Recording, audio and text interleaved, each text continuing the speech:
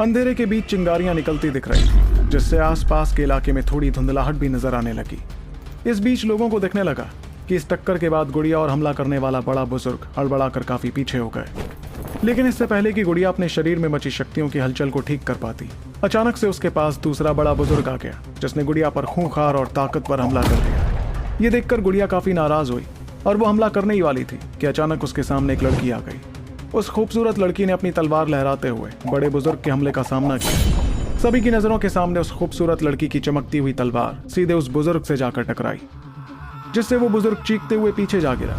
उसके मुंह से जो चीख निकल रही थी वो काफी दर्दनाक लग रही थी और साथ ही ढेर सारा खून भी उसके हाथ से बाहर निकलने लगा। पीछे जाकर उस बड़े बुजुर्ग ने जैसे तैसे खुद को संभाला और अपनी गुस्से भरी नजर गुड़िया के सामने खड़ी लड़की की तरफ की। उसने देखा कि वहां सफेद कपड़ों वाली लड़की खड़ी थी, जो कोई और नहीं बल्कि अरान्या थी। इस अचानक से हुई हलचल से बहुत से लोग हैरानी के साथ अरान्या को देखने लगे, बल्कि खुद अंधकार दरबार के लोग कुछ पलों के लिए हैरान रहे, जिसके बाद उन्होंने खुद को संभालते हुए हड़बड़ाकर गुड़िया के आसपास आना शुरू किया। वो उसे घेरते हुए उसे किसी भी हमले से बचाने लगे थे। अरान्या को इस तरह अपने आगे आते देख गुड़िया भी हैरान थी, जिसके बाद उसने सवाल किया, तुम कौन हो? इस पर अरान्या ने बड़े ही साफ अंदाज में उससे कहा, मुझे सब अरान्या के नाम से जानते हैं। यह सुनते ही गुड़िया को कुछ याद आने लगा और उसने धीमी आवाज में खुद से कहा, अरान्या मतलब ध्रुव भाई की अरान्या? भले ही गुड़िया को पूरी तरह यकीन नहीं था, लेकिन उसने इस मामले को और नहीं खींचा, बल्कि वो तो फिक्र के साथ आसमान में देखने लगी, जहां एक बड़ी खतरनाक शक्तियों की हलचल फैल रही थी। यह अंजाम था छोटू और अंधकार महल के पूर्वज की आत्मा के टकराने का। गुड़िया समझ रही थी कि पूर्वज की आत्मा बहुत ज्यादा ताकतवर थी। ऐसे में छोटू उससे जीतने में कामयाब होता या नहीं, इस बारे में कुछ भी कहना मुश्किल था। तभी शक्तियों की एक जोरदार टक्कर हुई और लहरें आसमान में चारों तरफ फैलने लगी। छोटू हड़बड़ाकर कुछ कदम पीछे हुआ, जिसके बाद उसने अपनी नजर नीचे की तरफ की। उसने देखा था कि कैसे मौके का फायदा उठाकर दोनों बड़े बुजुर्गों ने गुड़िया पर एक साथ हमला कर दिया था। इस बात के एहसास से छोटू के चेहरे की नाराजगी और ज्यादा बढ़ गई और वो जानलेवा इरादे के साथ दोनों बड़े बुजुर्गों को देखने लगा। वहीं जब दोनों बड़े बुजुर्गों ने देखा कि किस तरह छोटू ने जानलेवा इरादे के साथ देख रहा था, तो उनकी आंखों में हल्की घबराहट दिखी। लेकिन उन्होंने तुरंत इस घबराहट को काबू किया, क्योंकि वो जानते थे कि अंधकार हसीए की आत्मा यानी अंधकार महल के पूर्वज की आत्मा कितनी ज्यादा ताकतवर थी। इसलिए उन्हें पूरा यकीन था कि उसके रहते तो छोटू उन दोनों का कुछ नहीं बिगाड़ सकता था।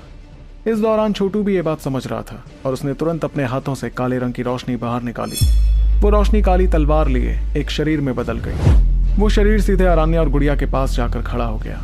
आसमान विनाशक लाश के रहते हुए दोनों बड़े बुजुर्ग दोबारा गुड़िया पर अचानक हमला नहीं कर सकते थे। तभी छोटू ने अपनी नजर सामने दिखती आत्मा की तरफ की और वो अजीबोगरीब अंदाज में मुस्कुराने लगा। फिर उसने रौबदार आवाज में बड़े बुजुर्ग से कहा, क्या तुम्हें सच में लगता है कि यह आत्मा तुम्हें मुझसे बचा सकती है? इतना कहकर छोटू शक्तियां बाहर निकालने लगा और वो उस आत्मा पर एक और हमला करने ही वाला था कि अचानक उसे बुलवा की आवाज सुनाई पड़ी, ध्रुव रुक जाओ, मैं भी एक प्राचीन आत्मा हूँ और पूर्वज की आत्मा जो अंधकार हसीए जैसे खजाने की आत्मा है, वो भी प्राचीन आत्मा है, इसलिए मामला तुम मुझ पर छोड़ दो। उसकी बात सुनते एक पल के लिए तो छोटू काफी हैरान हो गया, लेकिन फिर उसके चेहरे पर हल्की मुस्कुराहट नजर आने लगी। जब से बुलवा जागा था तब वो ज्यादातर छोटू के शरीर में ही छुपा रहता था, और तो और बहुत ही कम ऐसा होता था कि बुलवा खुद आगे आकर कोई मुकाबला करने के लिए रजामंदी जताता था। इसलिए जब छोटू ने उसकी बात सुनी तो वो हंसने लगा। इस हंसी के साथ ही उसने सवाल किया, बुलवा, क्या तुम्हें सच में यकीन है कि तुम अंधकार हसीए की इस आत्मा को संभाल लोगे? अंधकार हसीए की वो आत्मा बहुत ज्यादा ताकतवर थी, और अगर बात ताकत की हो तो वो पहले अवतार इम्तिहान से ज्यादा ताकतवर थी। इसलिए खुद छोटू को उससे निपटने में बहुत मुश्किल हो रही थी। चाहे बुलवा पहले के मुकाबले काफी हद तक ठीक क्यों ना हो गया हो, लेकिन छोटू को उसके मुकाबला करने की मौजूदा काबिलियत के बारे में ज्यादा कुछ नहीं पता था। इस पर बुलवा ने आवाज में हल्के गुरूर के साथ जवाब देते हुए कहा, ध्रुव, शायद तुम्हें पता नहीं है कि खास खजानों में भी खास खजाना हूं मैं। यूं ही तो कोई खजाना फहरिस्त का दूसरा सबसे ताकतवर खजाना नहीं कहलाया जा सकता ना। प्राचीन वक्त में जब मैं पूरी तरह से ठीक था, तब तो ऐसे पहला अवतार इम्तिहान पार कर चुके योद्धा भी मेरा कुछ नहीं बिगाड़ पाते थे। प्राचीन वक्त में हुई ब्रह्मांड की सबसे बड़ी जंग के दौरान अंधकार हसीए को सबसे ज्यादा नुकसान पहुंचा था। तब इसकी मालकिन अंधकार महंत थी और शैतानों के सरताज से भिड़ते वक्त वो बहुत बुरी तरह जख्मी होकर हार गई थी। तब अंधकार हसीया और उसकी आत्मा भी शैतानों के सरताज ने तबाह कर दिए थे। इसलिए तब से लेकर आज तक इस अंधकार हसीए की आत्मा पहले जितनी ताकतवर नहीं हो पाई है। यह सुनकर छोटू सोच में पड़ गया। वो इस बात से काफी हैरान भी था कि आखिर अंधकार महंत प्राचीन वक्त में इतनी ज्यादा ताकतवर कैसे थी। कि वो खुद शैतानों के सरताज से टकरा गई। बुलवा मौजूदा हालात के बारे में अच्छी तरह जानता था, इसलिए उसने छोटू को देखकर अपनी बात आगे कही। रही बात अभी की, तो हमारे सामने अंधकार हसीए की जो आत्मा है, वो तो अंधकार प्राचीन निशान के दूसरे मालिक की आत्मा से तैयार हुई है, जिसने अंधकार महल तैयार किया था। और चाहे वो आदमी कितना भी ताकतवर क्यों ना था, अंधकार महंत जितनी ताकतवर आत्मा तो नहीं तैयार कर सकता था। इतना ही नहीं, हमारे सामने जो आत्मा दिख रही है उसमें फिलहाल ज्यादा समझ भी नहीं है, इसलिए इससे निपटना मेरे लिए ज्यादा मुश्किल नहीं होना चाहिए। ये सुनकर छोटू ने अपना सिर हिलाया और आं भरते हुए कहा, अगर ऐसी बात है तो ठीक है, अंधकार हसीए की इस आत्मा से तुम ही टकराओ बुलवा। आसमान में खड़ा छोटू जिस वक्त बुलवा से बात करने में लगा था, उस वक्त दोनों बड़े बुजुर्गों की नजर आसमान विनाशक लाश पर पड़ी, जो गुड़िया के पास ही खड़ी थी। उसके शरीर से बुजुर्गों को एक बड़ी खतरनाक शक्ति महसूस हो रही थी, जिस वजह से उनके चेहरों का रंग बदलने लगा। इस एहसास के साथ ही दोनों बुजुर्गों ने एक दूसरे की तरफ देख कर कहा, आखिर ये कमबख्त लड़का आया कहाँ से है? न सिर्फ ये खुद इतना ज्यादा ताकतवर है, बल्कि इसके पास तो ऐसी ताकत वाला पुतला भी है। ये मसला आसानी से तो हरगिज नहीं सुलझने वाला। उम्मीद करते हैं कि अंधकार हसीए की आत्मा इस लड़के ध्रुव को संभाल ले। एक मिनट, इस लड़के के शरीर से एक ऐसी चमक निकल रही है। वो दोनों देख रहे थे कि छोटू के पास से एक चमकती हुई रोशनी बाहर आकर एक शरीर में बदलने लगी। पर जब उन्होंने महसूस किया कि उस सफेद धुंधले शरीर में अंधकार हसीए की आत्मा जैसी खतरनाक शक्तियां नहीं थी, तब वो दोनों चैन की सांस लेने लगे। इसके साथ ही उन्होंने आंखों में अजीब सी चमक के साथ कहा, क्या ये लड़का इस चीज का इस्तेमाल करने के बारे में सोच रहा है, वो भी अंधकार हसीए की आत्मा से निपटने के लिए? ये लड़का तो ज्यादा ही बेवकूफ निकला। हम खामखा इससे घबरा रहे थे। इस वक्त अनगिनत निगाहें आसमान में उस जगह पर थी जहां दो धुंधले शरीर नजर आ रहे थे। कोई भी ये बता सकता था कि अंधकार हसीए की आत्मा दोनों बड़े बुजुर्गों के हुक्म का इक्का थी। इसका मतलब अगर वो आत्मा नाकाम हो जाती तो दोनों बड़े बुजुर्ग बहुत बड़ी मुश्किल में पड़ जाते।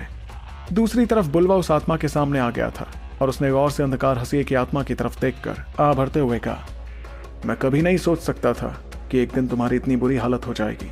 खैर, गायब होने से अच्छा तो कमजोर होना है। मेरे ख्याल से अगर तुम्हें वक्त दिया जाए तो तुम पूरी तरह से ठीक हो जाओगे। बुलवा की बात सुनकर अंधकार हसीए की आत्मा में थोड़ी हलचल होने लगी। यह हलचल कुछ ऐसी थी जैसे उसके अंदर जज्बातों का थोड़ा कंपन होने लगा था। इस हलचल को देखकर दोनों बुजुर्गों ने हैरत भरी आवाज में कहा, यह सब क्या हो रहा है? क्या कोई गड़बड़ है? इतना कहकर दोनों ने अपने हाथों की सील बदलनी शुरू की ताकि वो उस अंधकार हसीए की आत्मा को काबू कर सके।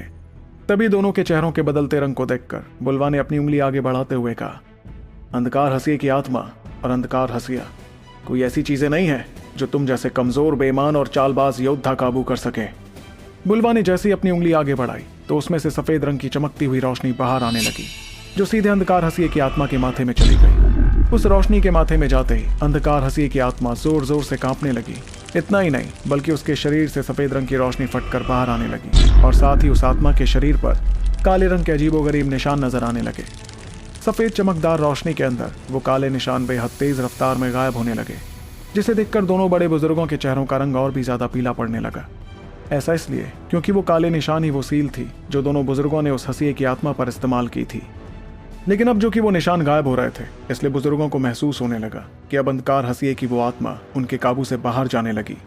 ये देखते ही दोनों के चेहरों पर अजीब सा खौफ नजर आया और वो फिर से अपने हाथों की सील बदलते हुए कुछ करने ही वाले थे कि तभी सारे काले निशान गायब हो गए। अब जो कि अंधकार हसीए की आत्मा बेकाबू हो गई थी, इसलिए वो दोनों उस पर कोई सील भी नहीं इस्तेमाल कर पा रहे थे। इस एहसास के चलते उन्होंने हड़बड़ा कर कहा, ये कैसे मुमकिन है? उन दोनों ने बिल्कुल नहीं सोचा था कि छोटू इतनी आसानी से अंधकार हसीए की आत्मा पर चढ़ी सील को खत्म कर देगा। ऐसा काम तो बहुत से ताकतवर योद्धा भी नहीं कर पाते जो अवतार इम्तिहान पार कर चुके थे। इतने में बुलवा ने अपने हाथों की सील बदली, जिससे कुछ चमकती हुई सील्स अंधकार हसीए की आत्मा पर चढ़ने लगी। अगली पल उस आत्मा से निकलती चौंधियाती हुई रोशनी और ज्यादा चमकदार हो गई और वो धीरे धीरे छोटी होती हुई एक जगह पर इकट्ठा होने लगी। इकट्ठा होने के बाद वो हर किसी की नजरों के सामने काले रंग के एक मोती में बदल गई। बुलवा ने जब अपना हाथ ऊपर किया तो वो काले रंग का मोती सीधे छोटू के पास चला गया और उसे बुलवा की आवाज सुनाई पड़ी, ध्रुव, तुम्हें इस अंधकार हसीए की आत्मा को वापस अंधकार हसीए के अंदर डालना होगा। सिर्फ तभी ये पूरी तरह से ठीक होने में कामयाब हो पाएगी। छोटू ने तुरंत वो काले रंग का मोती अपने हाथों में पकड़ा। एक पल के लिए तो वो थोड़ा हैरान रहा। जाहिर सी बात थी कि उसे भी नहीं पता था कि अंधकार हसीए पर चढ़ी बुजुर्गों की सील बुलवा इतनी आसानी से अलग कर देगा। वहीं छोटू की हैरानी देखकर बुलवा ने मुस्कुराते हुए उससे कहा, इसमें ऐसी कोई अजीब बात नहीं है ध्रुव।